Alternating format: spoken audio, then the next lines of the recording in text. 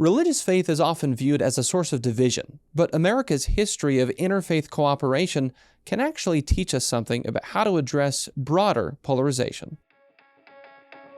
And the signal that sends is that your faith is a bridge of cooperation, not a bunker of isolation, and not a barrier of division. On this episode, we talk with a national interfaith leader about the role of faith in public life and how our institutions can better support religious diversity. You're listening to Defending Ideas.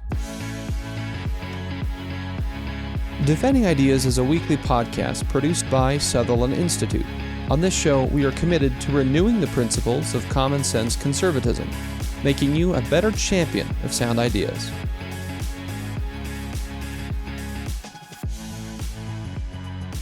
Thank you for joining us on Defending Ideas. I'm your host, Nic Dunn, and our guest this week is Eboo Patel. Eboo is a new impact scholar with the University of Utah. He is also the founder and president of Interfaith America, and he's a renowned scholar and author. He's written a number of books, the latest of which is We Need to Build, which we want to talk about a little bit today. He's also a Deseret News contributor, and he's host of the podcast Interfaith America with Eboo Patel. Eboo, thanks so much for joining us on Defending Ideas. Nic, thank you for having me. And I just want to say, I did not know a ton about the Sutherland Institute before arriving here in Utah, but in some of my research about the state and the city and the university before I came, I did come across your excellent paper on the family. And I just want to thank you for the work this institute does. Oh, thanks very much. That's very appreciated. So let's talk a little bit. I want to get into some of the things that you've been working on through Interfaith America, some of what you've spoken about this idea of a diverse democracy and what it takes for it to function. But first, I wonder if you can give us a little bit of depth into what will you be working on as an impact scholar here at the University of Utah? So a lot of what I'll be working on is how the University of Utah can be a model of a diverse democracy, a laboratory for what it means to have different identities in close proximity and in positive interaction, and a launching pad for interfaith leaders. And I know the Sutherland Institute is focused on the American idea, and I think a central dimension of the American idea is pluralism. The United States is the world's first mass-level attempt at religiously diverse democracy.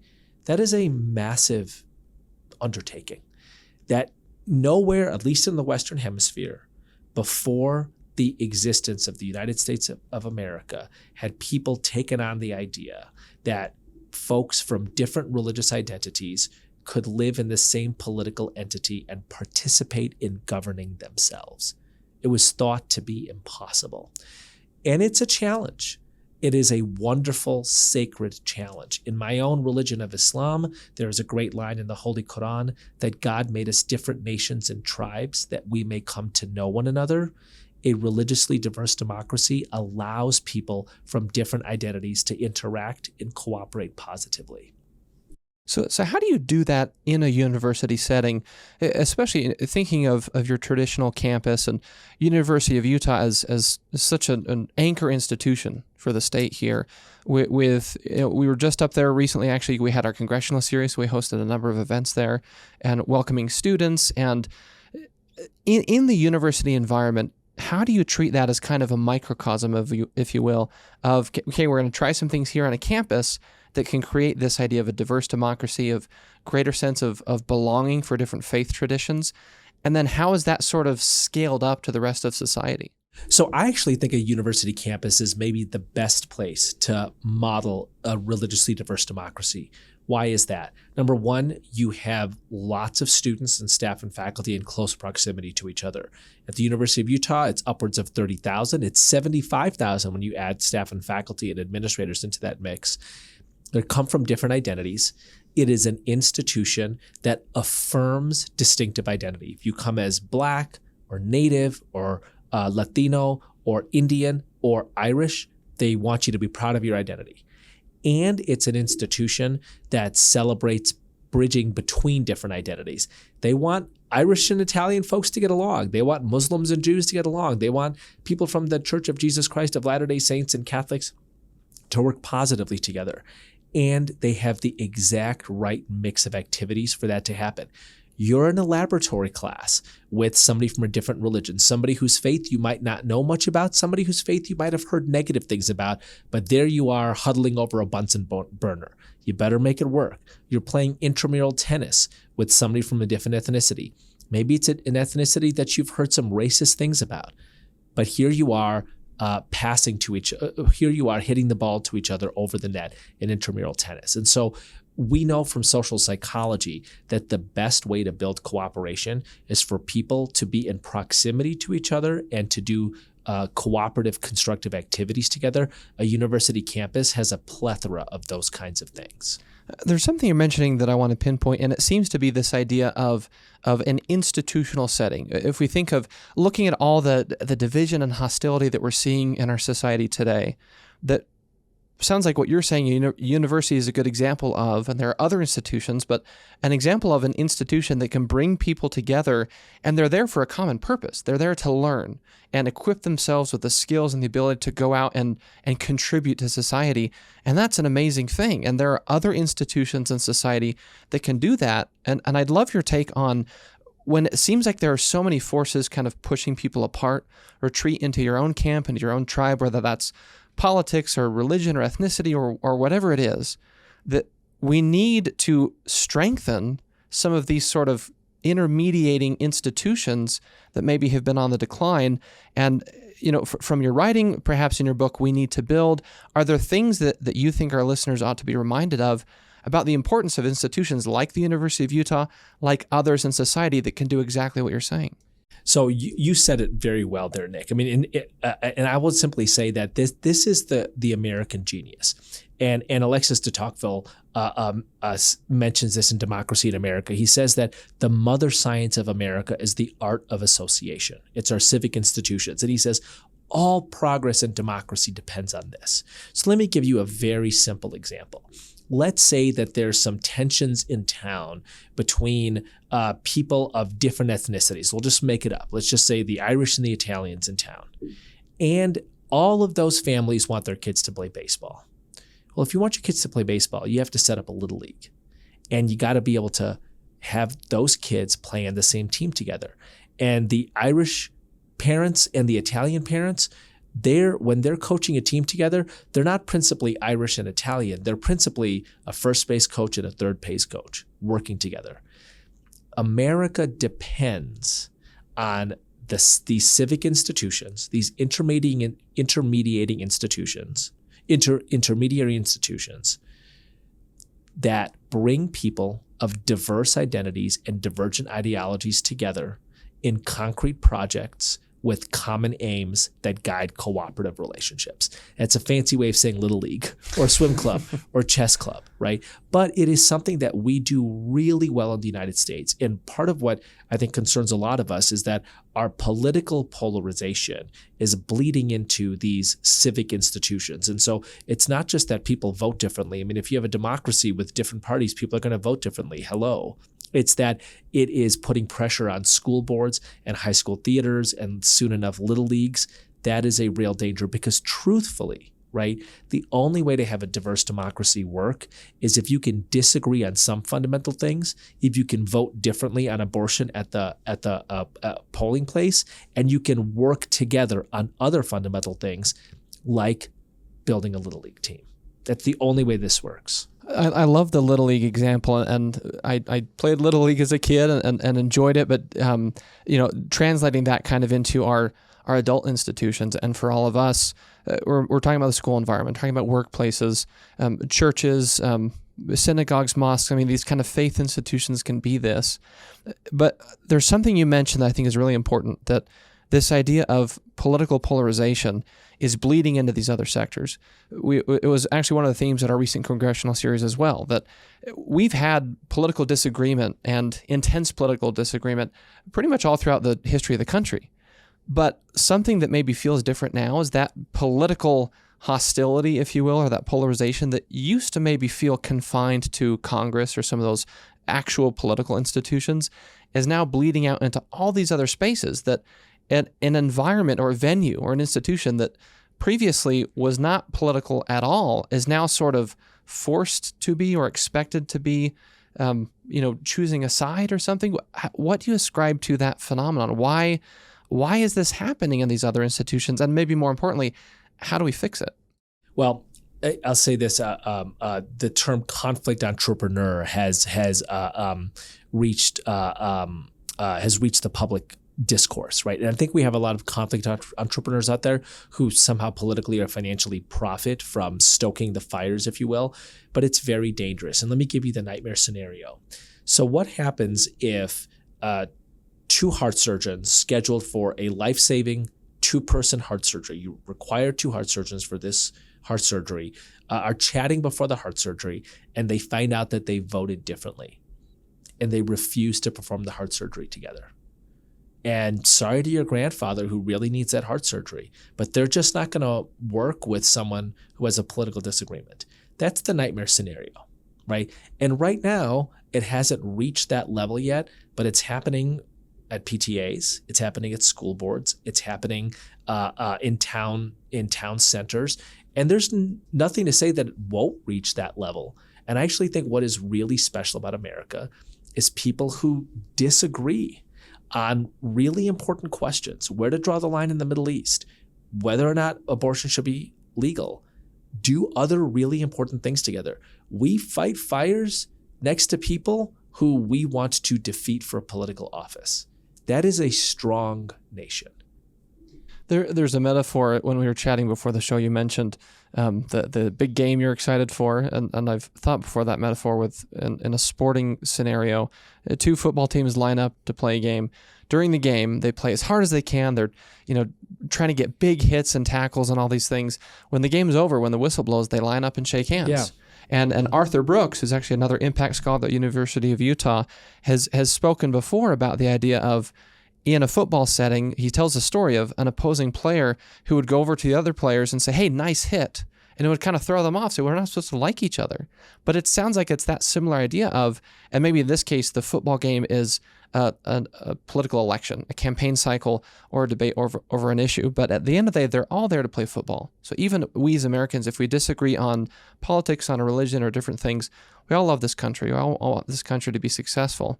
And so I want to ask, before we go to break, what are some of the things that we can do specifically? I know you've done a lot of work through Interfaith America. In particular, there's a grant program that I wanted to ask you about, where you're talking about those grants are geared toward increasing the religious and philosophical diversity at people's campuses, workplaces, and in their communities. So I just want to mention that and give you a chance to identify what are some of the things that are happening that should give people encouragement, that we're making progress to create the kind of environment you're envisioning with that cross-ideological collaboration. Well, I think what Governor Cox is doing is really important. His Disagree Better initiative, and that will be kicking off at with an event in Manchester, New Hampshire, coming up here in September. I've spoken with him about maybe doing an event on interfaith cooperation and religious diversity. There are 4 events for the Disagree Better initiative. I think that the Salt Lake City one should have a focus on interfaith cooperation, because you actually do that quite well in this city. There's a lot of things that give me hope, and a number of them are happening. A number of those things are happening in this city. I'll give you one concrete example. You all welcomed migrants and refugees to this city. People of different religions than the dominant faiths here. And the people of those dominant faiths, members of the Church of Jesus Christ of Latter-day Saints and Catholics, they work together to resettle people from a third religion, Muslims from Afghanistan. Not enough people know that story. Not enough people know that you welcomed people from when other folks were shutting their doors. You welcomed people, and then you delivered on treating them with dignity. And it was your faith communities working together that accomplished that. All of those, by the way, are institutions, right? A football game is part of an institution. The handshakes and hugs at the end, that is a ritual of the institution. We have to go to a quick break. I want to ask you more when we come back, though, about some of the positive impacts of faith. And you've given one great example. You give a TED Talk that's phenomenal. I encourage everyone to go watch it. We'll include it in the show notes. Well, you're one of 4 people who've watched that, so thank you for watching. Well, we'll help to bump up a little bit then. But really, it's phenomenal, because you talk about the positive impact that faith-based groups can have and an appreciation for it, even if you don't agree with the theology. So I want to get into some of those details when we come right back. We're talking with Eboo Patel, impact scholar at the University of Utah and founder and president of Interfaith America. This is Defending Ideas. We'll be right back. Sutherland Institute is an independent, nonprofit public policy think tank based in Salt Lake City, Utah. Our mission is to defend the principles of the American founding and strengthen the institutions of civil society essential for those principles to endure. Sutherland provides research, events, and multimedia to policymakers and the public to promote the principles of faith, family, freedom, opportunity, and responsibility. Visit sutherlandinstitute.org.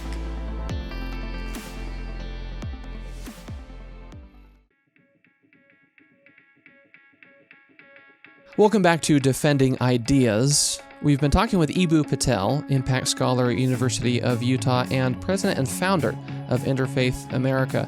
We're going to get back into the conversation talking about the impact of faith on society and what we need to have a diverse democracy that actually functions in a healthy way. But before we do, I want to mention, if you enjoy what you're hearing today, please visit us at defendingideas.org. You can find short clips from this episode that you can use in your conversations with family and friends.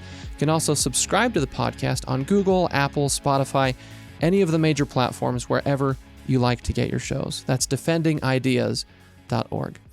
Eboo, I want to pick up where we left off and talk about this idea of diverse democracy. It's a term you've used a number of times. I wonder if you can give our listeners a quick definition. What does it mean when we say a diverse democracy? Why is it good? What do we need to maintain in society to keep our democracy flourishing and healthy? So a diverse democracy is a central part of the American project, as I said earlier. A diverse democracy is a political entity where people of diverse identities and divergent ideologies gather and are able to participate in self-governance. And the United States is the first mass-level diverse democracy in human history. And what you need to make it work is strong institutions. And I will tell you the kind of institutions. You need institutions that are founded by particular communities. The Inner City Muslim Action Network, the Catholic Charities, Habitat for Humanity, founded by somebody who is an evangelical in the American South. LDS charities. You need institutions founded by particular communities that serve everybody. Why is that? Because without particularity, there is no diversity, right? That sounds obvious, but it really needs to be underscored. Muslims in America not only get to be Muslim, but they should be Muslim. And part of what it means to be a Muslim is to build institutions inspired by your faith, whether that's a mosque or a school or a charity. What does it mean to be Catholic? It means in part to build institutions founded by your faith. Now, some of those institutions are meant for the nurturing of faith, a mosque or a Muslim school, for example.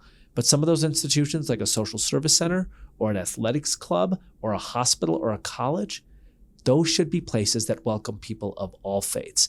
And the signal that sends is that your faith is a bridge of cooperation, not a bunker of isolation, and not a barrier of division. If you have a diverse democracy that doesn't allow for particularity, then you don't have diversity. If you have a diverse democracy where people are building institutions that only serve their faith, you are tilling the soil for civil war. It's interesting that you say that. Some of the work of our religious freedom policy fellow, Bill Duncan, we'll talk with him a little bit later, and he is a recurring guest on this show, but is kind of talking about that idea of the social good that various faith-based groups offer to society in ways that are not essentially tied to theology. And just what you're saying, the number of religious organizations that do things like hospitals, schools, childcare services. In fact, in some previous work where I've been jumping more into the childcare issue, having conversations with folks around the country, I was pretty astounded to see how much, particularly in the South and in the Bible Belt, that religious organizations are some of the major providers of childcare facilities. And so there's a whole spectrum of goods and services provided by groups that are motivated by their religious faith. And I wonder, I want to expand a little bit on something you said with this idea that particularity is good. And it seems like sometimes our society This is the perception that I think is out there that says, okay, it's fine for you to be religious. You can be a person of faith. But religious freedom, by this definition, means as long as nobody's stopping you from going to your house of worship on the given day and no one's stopping you from praying in your home, you have religious freedom. Everything else, kind of keep it to yourself, which seems wrong. We've seen a number of court cases that are dealing with this. There are people and organizations motivated by their faith. And I wonder if you can talk about the importance of welcoming them and saying, yes, it's okay to be a Catholic-motivated hospital, a Muslim-motivated refugee organization. Why is it so important to remind our listeners of the social benefit of that, but also the beauty of it? I love that, benefit and beauty. So listen, the United States is the most religiously diverse nation in human history, the most religiously devout nation in the Western Hemisphere, the world's first attempt at religiously diverse democracy, and a nation in which our civil society and our social services are largely run by faith communities, massively contributed to by faith communities. After the federal government, the largest providers of social services in the United States are the Salvation Army and Catholic Charities nationally. In Utah, by orders of magnitude, I would imagine that's the Church of Jesus Christ of Latter-day Saints. We should tell that story. It is an inspiring story. One of the reasons it's inspiring is because people inspired by their own particular faith are constantly serving and helping people of other faiths. That is inspiring. For most of human history, people of particular groups have built institutions that serve their own group and are often in tension or outright hostility with people from other groups. There's a New York Times story I write about in my book, We Need to Build, that opens with the line, when there is a fire on the Catholic side of Mostar, the Muslim fire department does not respond.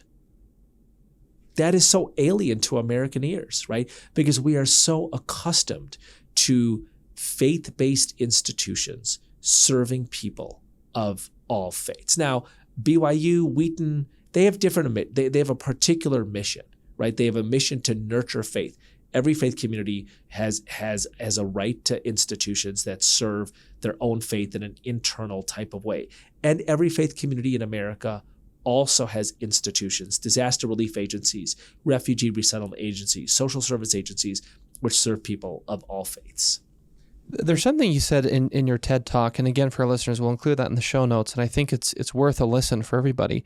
But I want to quote briefly, you say in that speech, "I'm speaking in an admiring way about a religious tradition I don't believe in." The context for that was the Catholic Church and talking about the good that they do in society.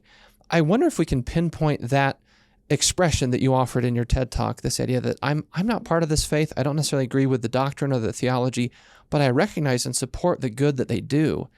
That is in some ways a microcosm of what we want to do in the spirit of defending faith and equipping our listeners with the ability to articulate to people who may not be part of any religious tradition why there's still so much societal good that faith-based organizations perform.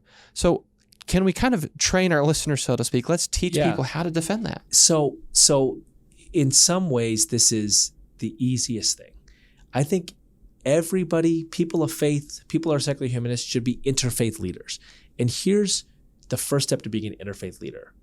When you meet somebody of a different identity, if you're a Catholic who meets a Jew, if you're a Muslim who meets a Mormon, the first thing you should do is identify something you admire about the other person's tradition. You admire the strong families that are common in the Church of Jesus Christ of Latter-day Saints. You admire the hospitality tradition of Islam.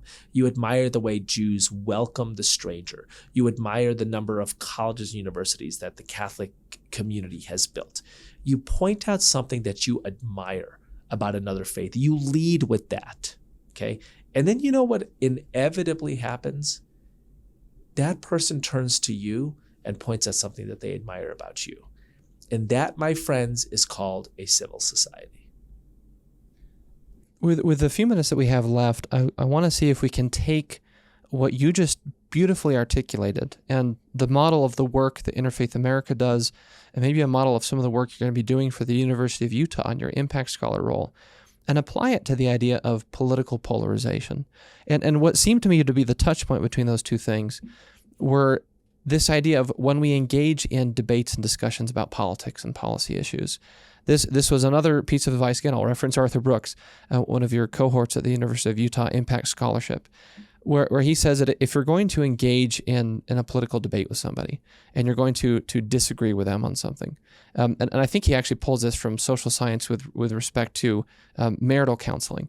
But before you say something critical, say 5 things that are positive about the other person.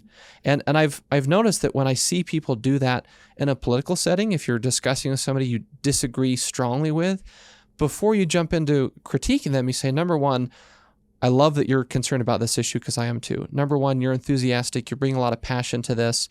You could just go through a list of sort of praising people in the way that you're articulating and then get to maybe where there's some disagreement. But can you help us understand why this model that is proving successful in an interfaith context might actually be part of the solution to our political polarization? So I was with the lieutenant governor this morning at a talk at the institute across the street from here. That's part of the University of Utah, the Gardner Institute.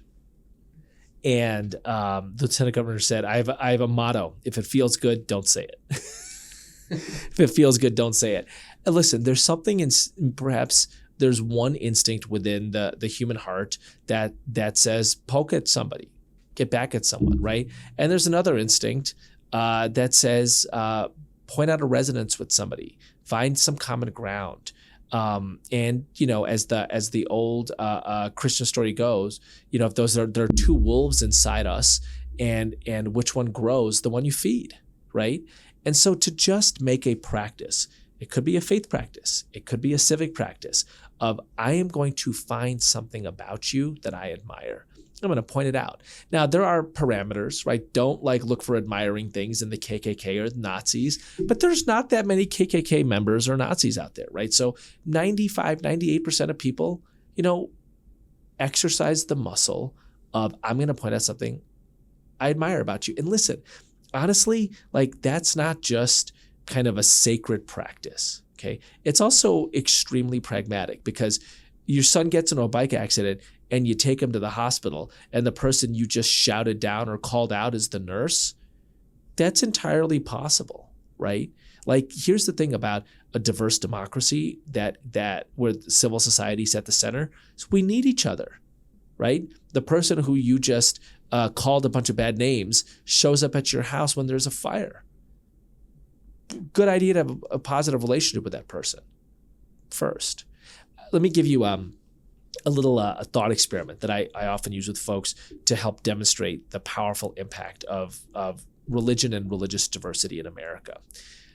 Imagine that all of the institutions founded by faith in your city disappeared overnight. Let's take a walk in the morning and see what would be gone.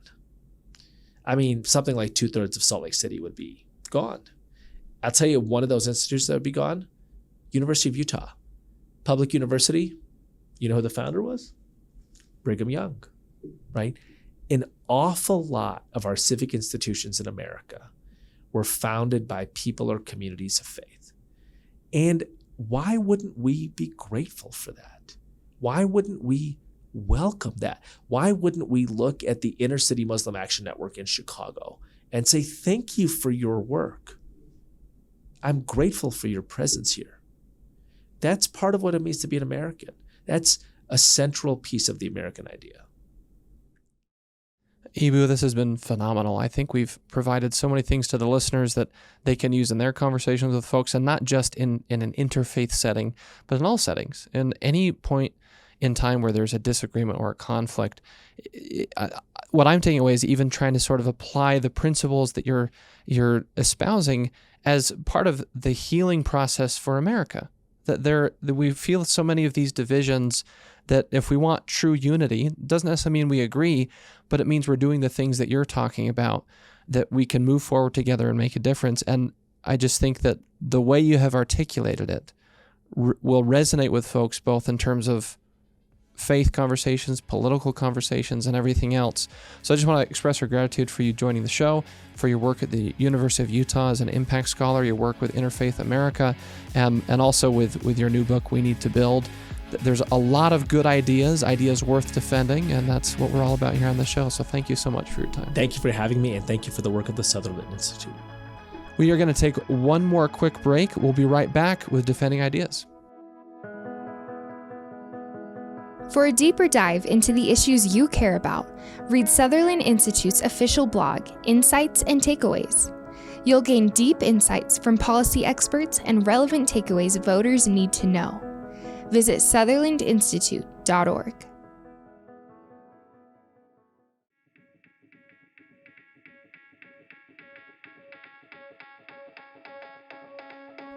Welcome back to Defending Ideas. Before we continue our conversation about religious freedom, the role of faith groups in society, and diverse democracy, I want to mention if you like what you're hearing today, please visit us at defendingideas.org.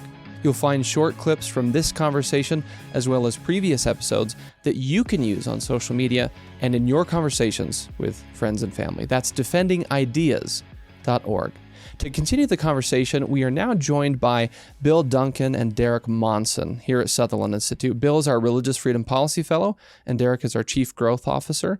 And I want to talk with you both at this stage about some of the key takeaways of that discussion with Eboo, talking about the importance of religious diversity, religious pluralism in society, what it means for democracy, and why that's something that our listeners should understand and champion whenever they're trying to talk to folks about the role that faith plays in society. And the thing I want to ask first is in that context of the benefits of faith organizations, one of the key takeaways from that discussion with Eboo is this idea of pluralism, and that for years, for essentially the entire existence of the United States, we've had religious diversity in varying ways at different times, but different faith-based groups have lived in this country and have had to work together on a number of things throughout this country's history, and that continues today.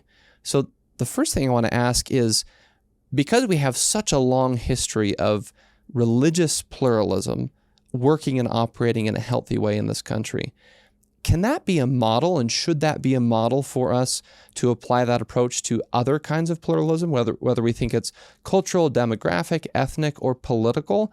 So maybe to start with you, Bill, from your research in the role of faith in society, what should the success of religious pluralism in the United States teach us about how we ought to be approaching other issues? I think, as you mentioned, that there is a takeaway lesson from how well religious groups have learned to work together on issues. I think that's part of the reason we could be successful in politically is that if we have something that we're working on together, something that's more important than the differences that are, differences are natural part. I mean, there's natural diversity no matter what, a lot of viewpoints and personalities and commitments and all of that. But when we can, to some degree, not get rid of those differences, but prioritize something more important, I think religion is a great example of how that works. Religious people all have the same kind of differences everyone else does, but they feel that they have a higher commitment, and that higher commitment allows them to work together in ways that they couldn't otherwise. The same principle is true, on political issues or other things. We often note that when a government's at war, that people sort of tend to rally around for obvious reasons. And there's so many other things we could do. One of the challenges, I think, is that we often focus on issues we have very little control over.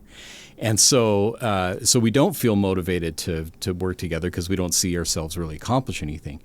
And that's, I think, why the framers focus so much on having things done at the state and local level, where you kind of are forced to live together, to work out things, or else the society doesn't run at all. And in that kind of setting, pluralism works great.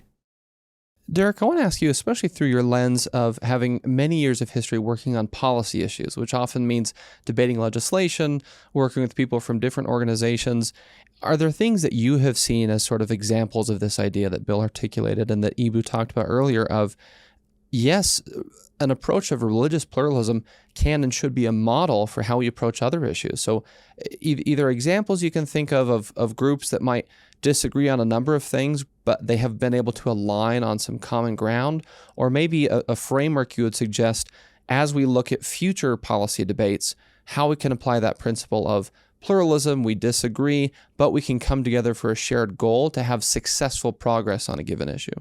Yeah, I think you just captured it in the case of religious pluralism is differences of belief that but come to a shared goal. So there are any number of faiths that have any number of theological differences with each other, and those are real. I mean, you look into history, and there's been wars started over that kind of thing.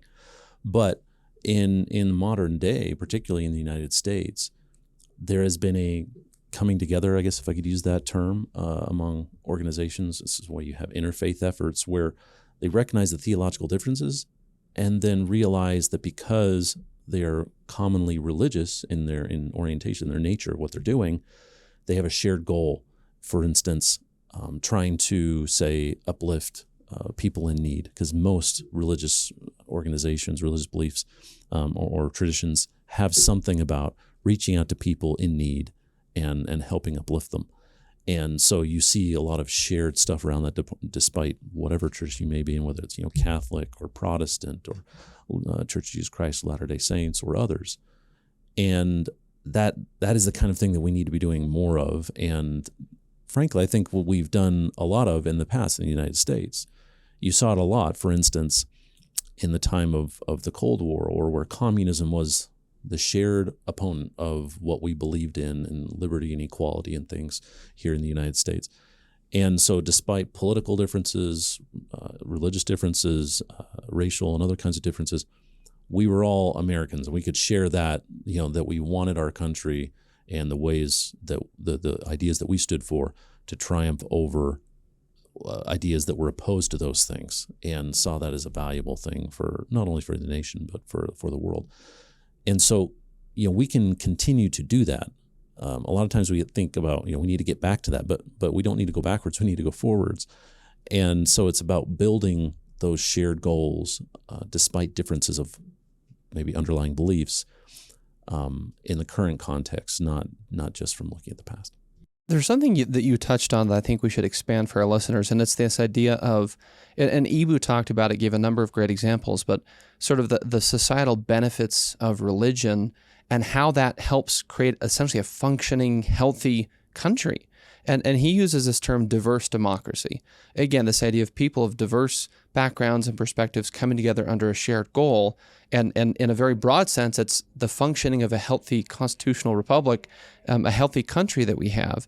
And so I want to kind of see if we can translate this into some key points that our listeners can understand and use, essentially to be able to say, hey, if you like American democracy, then you should actually be more supportive of a wide variety of faith-based groups having an active role in public life in various spheres because of, number one, they're modeling pluralism well, and number two, they're providing a lot of essential goods for society. And I don't mean goods as in like physical goods you go and buy, although sometimes that's the case, but goods and services. Religion and faith-based groups, it's a fundamental societal good. And this is something, Bill, you've done a ton of research on, and Derek, you've worked on from the policy side. So I guess, can you give kind of some key takeaways for why faith in general is such a societal benefit, and also for people who are not religious? It helps all of us. What are some sort of key talking points that we can use to be able to demonstrate that point? Derek? Yeah, I think there are different categories of things that religion does for society, regardless of whether you are a member of a faith tradition, that's good, it's beneficial. One particular example is in education. And you could look historically, if you wanted to, and say, a lot of the Ivy League universities were originally seminaries, right, to produce theological leaders. And they evolved into what they are today. So you could say the very foundations of our modern education system in the United States at the higher education level were religious in nature. But then you can even go to modern day examples. Religious universities like Notre Dame or Baylor University or Brigham Young University that are religious in nature, but that don't only admit people of faith. And in fact, they admit a wide variety of students, and some of which don't have a faith tradition really strongly in their life. And to the extent that those people are benefiting, they're benefiting from a religious mission and a religious expression of a belief that education is a good thing for the human soul, right? It uplifts us, it expands our minds. And they may not see it in those terms or recognize that that's what's going on possibly, or they may recognize it, like people who are not associated with the faith of the university. But that's the reality. And everything that higher education produces in terms of economic gains for people who go there and the benefits that creates for the broader communities that they end up living in, the opportunities it provides for people coming from lower income backgrounds, kind of moving up the scale in society, that's all connected back to this expression of faith in a higher education setting. And similar things are going on in areas like healthcare and other kinds of things, and even more, or I should say less tangible areas of life like civil rights. And that's probably, I'll let Bill get into, he's more expert in it, but those are the things I think that we often don't recognize coming from religion or being benefited because of religion, but that's what's the reality.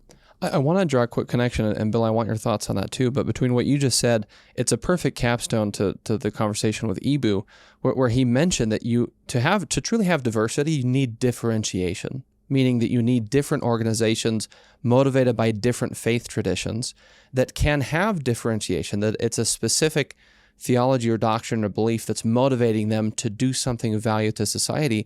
But then he said, and so I love that comment, Derek, that he said that means also that they sort of present themselves where they are trying to serve or benefit all people. So it's not just about people of their own faith. And the university example, I think, is a perfect one that illustrates that point of the societal benefit of faith-motivated organizations.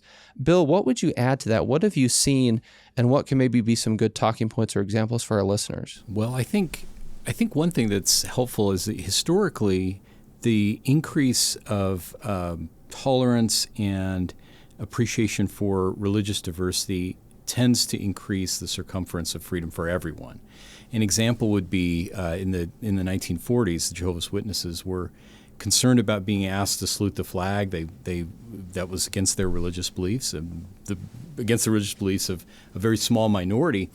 But their protest, their effort to have their rights vindicated in the U.S. Supreme Court has now made it, for, whatever reason you may have to disagree with the government, you can do that. And that's now part of our fundamental law, recognized in our fundamental law because of religious motivations. And I think there's different incentives that go on in society. Business has a certain incentive, and following that incentive, they do a great thing. Politics, government, same thing. But religion has a different set of incentives. They're looking upwards. They're looking for to fulfill a commitment to a higher power. And so that modeling of a different type of incentive is another kind of diversity that we need to preserve. And it seems to have tangible benefits, like Derek described. The majority of the beds that are available for homeless people are provided by religious charities. That's just one example of many, and you could talk about food insecurity and other issues as well. So we're almost out of time, but as we wrap up, I want to ask one final question. Looking forward, one of the things that Eboo talked about a lot was this idea of the institutional role. And especially a lot of the work he's going to be doing at the University of Utah as an impact scholar is this idea of helping the university as an institution to essentially articulate to various religious beliefs among their students that those things are welcome here, but we want you to essentially bring that part of your identity to campus. And this idea that institutions can serve as sort of collectors of diverse people, that might be an odd way to put it, but sort of bring people of diverse backgrounds together under a common purpose that is not connected to their, distinct views on religion, politics, whatever else. And religious organizations themselves can also serve as those institutions where people of diverse political backgrounds can come together under the banner of a religious institution to worship and to serve the community. And so it was just a really great sort of foundation for the role that institutions play in this. And the question I'm leading to with both of you, because of the work that you both have done, that Sutherland has done, and that others have done, with respect to helping our various institutions in society to be more accommodating of different religious beliefs and practices. Briefly, are there one or two examples you can point to in the past of here's where there's been some good progress, of maybe some incremental steps to help ensure that our institutions are accommodating of different religious beliefs? And is there anything on the radar in the future that you'd suggest this is maybe an area where there's still some work to do? Well, I'll mention some positive things we've seen in Utah, both at the secondary education and higher education context. The legislature has enacted policies to protect the ability in the secondary setting of students who are religious to wear clothing that's sort of religiously mandated, or just that they want to be more modest. So there's some personal convictions that they want to live by. And so I think that's a very positive example. And at the higher education level, the legislature encouraged, and the state board of higher education was very supportive of making accommodations for students who have religious commitments with holidays or fasting or things like that, so that they could keep up in school and be accommodated to live their beliefs while still being successful as students or in athletics or whatever. Derek, any past examples or even anything on the radar that we ought to be looking at for the future? Yeah, I think there are current examples of where we're doing this really well nationally. One example would be in foster care adoption settings. The Supreme Court ruled a few years ago about a policy that Philadelphia had in place to try to deny, I think it was Catholic services, if I recall, from being able to place children because of their religious beliefs. And the Supreme Court said you can't do that. You have to allow them to have space for their religious views. But that's also for the future issues that are still unsettled. For example, there's a case that Bill recently wrote about for us here about a family trying to, adopt a child or foster a child, and their religious views being basically targeted by the government. So it's not fully fleshed out. It's not fully settled yet, and there's still progress to be made in those kinds of areas. And that's true in various areas of life where we've made some good progress in education, like Bill acknowledged. Doesn't mean that every education setting is as tolerant maybe or accepting and accommodating as they should be of religion. So it's an ongoing thing, and it's something I think that in this evolving political world that we live in, that is quite polarized, quite divided, that we're going to have to just work through these things over time, and hopefully they will become more settled to where the lack of accommodation is more on the fringe, on the kind of margin of examples rather than coming up so frequently. And that seems to be the direction we're heading, but we're not going to get there unless we keep the focus in the right ways. And also, I should say, keep making sure we're not being too extreme in how we view the value of a religion, because there's other things that are valuable in society that need to be accommodated and recognized as well. So there's a balance to be had. Utah has had an example of that as well, in balancing workplace and housing accommodations for members of the LGBTQ community with religious freedom in the workplace and in housing issues. So, it's a balance, but I think we're going in the right direction, and I think we just got to keep that direction and see it through the end. Well, Derek Monson and Bill Duncan, thank you so much for joining us and talking through this and adding some additional layers to the conversation we had with Eboo. It's clear and hopefully evident to our listeners that the various societal benefits of faith, that's one of the ideas worth defending, that defending faith and all it does for society is something important and that we talk about often on the show. So thank you both again for joining us and lending your expertise. Thank you. Thank you. Yeah. We're going to take one final break before we leave you with some talking points. This is Defending Ideas. We'll be right back. Sometimes it's hard to keep up with the latest policy debate that affects your life. The solution? Subscribe to Sutherland Institute's weekly newsletter, where you'll find in-depth insights from seasoned policy experts, compelling multimedia, and advance notice of special events. Visit sutherlandinstitute.org. Welcome back to Defending Ideas. Before we go, just a few final thoughts. First, I want to thank again our special guest, Eboo Patel, for lending his time and expertise as we talked about religious pluralism, diverse democracy, and the role that faith can play in our society. We're also excited about his addition as an impact scholar at the University of Utah, and we'll eagerly watch his work progress here in the state. Also, if you find yourself in a conversation with somebody about the role of faith in public life, don't forget to articulate that differences in belief regarding faith are okay. And in fact, it's part of a healthy, flourishing, pluralistic country. Those differences ought to be welcomed. And also, remember to articulate the important societal good that various faith-based organizations do on a variety of topics and for all people, not just people of faith. We hope that this episode has helped you be a better defender of faith and of some of the ideas we talked about today. If you like what you heard, please visit us at defendingideas.org. You can find short clips from this and previous episodes. You can also subscribe to the podcast on any of the major podcast platforms, wherever you like to get your shows.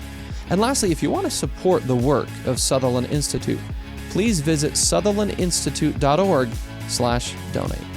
Thanks again so much for joining us on Defending Ideas. From the Sutherland Institute in Salt Lake City, I'm Nic Dunn. We'll see you next time.